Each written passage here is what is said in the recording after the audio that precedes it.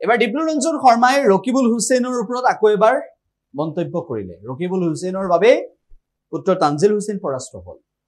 উল্লেখ্য যে সামগুৰিৰ বিভিন্ন প্ৰান্তত জয়ী হোৱাৰ পিছত ডিপ্লুৰঞ্জন শৰ্মা গৈছে আৰু ধন্যবাদ জনাইছে সকলোকে। তাৰ সমান্তৰালভাৱে ৰকিবুল হুছেইনক এবাৰ প্ৰত্যাহ্বান জনাই ৰকিবুল হুছেইন সন্দৰ্ভত আৰু এই বিজয় সন্দৰ্ভত ৰকিবুল হুছেইনৰ বাবে তানজিল হুছেইন পৰাস্ত হ'ল সেই কথাও ডিপ্লুৰঞ্জন শৰ্মাই উল্লেখ কৰিলে। আচলমতে তানজিল হুছেইন ডাঙৰীয়াক আটাইতকৈ বেছি অন্যায় তেখেতৰ পিতৃয়ে কৰিলে। মোক তেখেতৰ পিতৃয়ে ৰকিবুল হুছেইন ডাঙৰীয়াই মোক জিকাৰ ক্ষেত্ৰত বহু পৰিমাণে সহায় কৰিলে। আওপকীয়াকে ইনডাইৰেক্ট তেখেতে যি আচাৰ ব্যৱহাৰ কৰিলে, যেনেকুৱা আচৰণ ব্যৱহাৰ দেখুৱালে, সেইবোৰে মোক বহুত বঢ়াই দিলে। মইতো সেইকাৰণে হুছেইন ডাঙৰীয়াকো মাজে মাজে ধন্যবাদ এটা দিব মন যায়। গতিকে সকলো ৰাইজক আজি লগ পাব আহিছোঁ। আজি প্ৰথমতে চিঙামুৰি জিলা পৰিষদৰ অন্তৰ্গত 7টা পঞ্চায়ত আছে। সকলো ৰাইজক এটা ধন্যবাদ জ্ঞাপন কৰাটো আৰু ৰাইজৰ পৰা আশীৰ্বাদ লোৱাটো মোৰ এটা কৰ্তব্য আৰু দায়িত্ব। মাননীয় জিতু গোস্বামী ডাঙৰীয়া আহি পাইছে, মাননীয় সুৰেশ বৰা ডাঙৰীয়া আছে, মুজিবুৰ ৰহমান ডাঙৰীয়া আছে। গতিকে সকলোকে পৰা এটা আশীৰ্বাদ লৈ সকলোৱে মই কৈছোঁ যে চামগুৰিবাসীৰ ৰাইজে প্ৰত্যেকে এজন ডিপ্লুৰঞ্জন শৰ্মা হিচাপে এইবাৰ ইলেকশ্যন খেলিলে। গতিকে তেওঁলোকক মই আচলতে যিমানে ধন্যবাদ জনাওঁ সিমানে কম।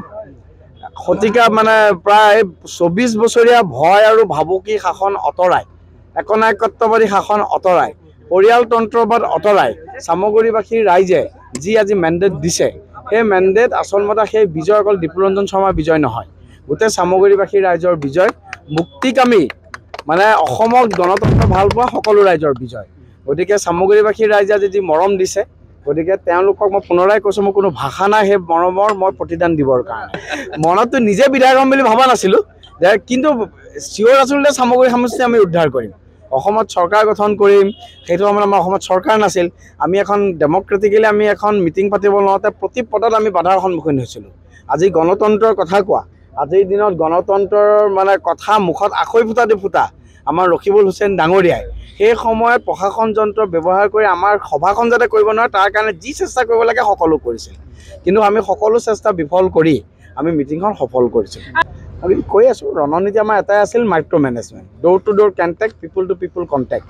এইটো আমাৰ ৰণনীতি আছিলে। গতিকে প্ৰত্যেক ঘৰ মানুহৰ ঘৰত আমাৰ কাৰ্যকৰ্তাসকল গৈছে।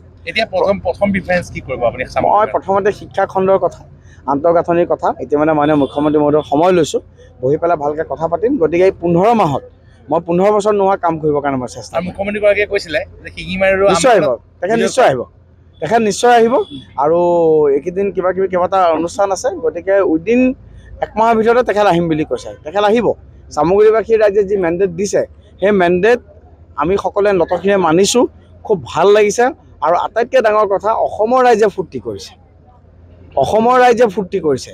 অসমত গণতন্ত্ৰক ভাল পোৱা ৰাইজে চামগুৰিত ডিপ্লুৰঞ্জন শৰ্মাৰ বিজয়ক গণতন্ত্ৰৰ বিজয় বুলি কৈছে, প্ৰথম কথা। দ্বিতীয় কথা, অকল যে অসমৰ ৰাইজে ফূৰ্তি কৰিছে এইটো নহয়, কংগ্ৰেছৰ বহু বাগা নেতাই ফূৰ্তি কৰিছে। কংগ্ৰেছৰ বহু বাগা নেতাই ফূৰ্তি কৰিছে। এইটো কংগ্ৰেছতো মানে ৰকিবুল হুছেইন ডাঙৰীয়াৰ যুগৰ অৱসানৰ এটা হেৰি নাই, এইটো দিছে। কিছুমান কথা আমি অফ দ্য ৰেকৰ্ড ৰাখিব লাগে। কিন্তু মই আপোনালোকক ক'লোৱে দেখোন, কংগ্ৰেছৰ মইতো আপোনালোকক কৈছোঁ ভূপেন বৰা ডাঙৰীয়াই ভাল পাইছে, ভূপেন বৰা ডাঙৰীয়াই ভাল পাইছে। মইতো তেওঁকো মই মানে শুভেচ্ছাই জনাম। ভূপেন বৰা ডাঙৰীয়াই ভাল পাইছে। মই যোৱাকালি ইণ্টাৰভিউত কৈছোঁ, যিকোনো খবৰৰ বাবে যোগাযোগ কৰক 7099017330 অথবা 7099017390 নম্বৰত।